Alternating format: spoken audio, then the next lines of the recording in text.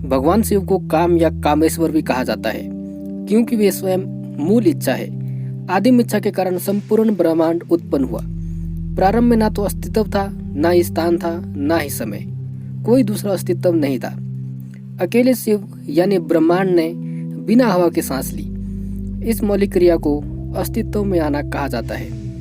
यह इच्छा के कारण सब संभव है, इसीलिए भगवान शिव को काम कहा जाता है।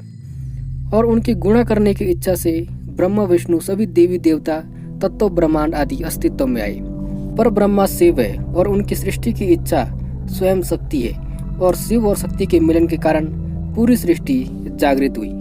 वेदांत यजुर्वेद के श्वेताश्वर उपनिषद, हर आँख उनकी आँख है, हर हाथ उनके हाथ है, हर चेहरा उनका चेहरा है, हर गर्दन उनकी गर्दन है, वह सर्वोच्च सर्वव्यापी भगवान शिव है।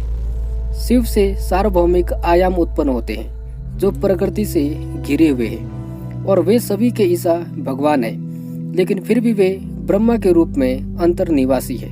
अर्थवेद रुद्र के लिए एक भजन कहता है, तस्य व्रतस्य सप्त प्राणा सप्तपाना सप्तव्याना, यानी कि उस शिव का 7 महत्वपूर्ण वायु है, 7 नीचे की ओर 7 फैली हुई श्वास है। उनके 7 प्राण श्वासों को इस प्रकार दर्शाया गया है।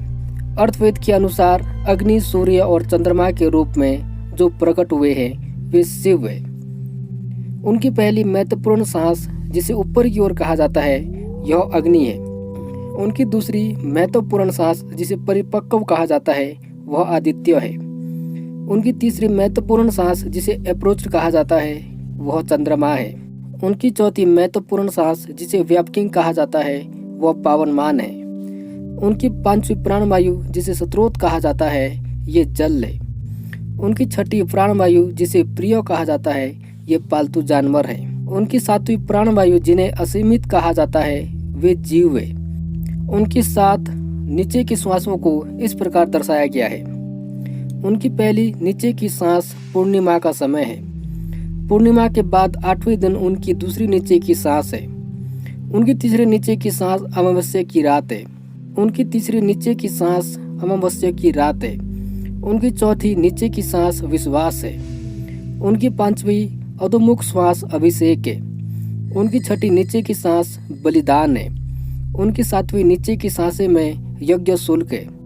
उनकी 7 व्यांत सांसों को इस प्रकार दर्शाया गया है। उनकी पहली विस्तृत सांस पृथ्वी है। उनको दूसरा फैला हुआ श्वास आकाश है। उनकी तीसरी विस्तृत सांस वह स्वर्ग है। उनकी चौथी विस्तृत श्वास नक्षत्र है। उनकी 5वीं विस्तृत सांसें ऋतुएं है। उनकी 6ठी विस्तृत सांस ऋतु समूह है, और उनकी 7वीं विस्तृत सांस वर्ष है। इसीलिए रुद्र से निकलने वाले 7 श्वासों के कारण ब्रह्मांड का निर्माण हुआ और ब्रह्मांड के निर्माण में सहायक बने। हर हर महादेव।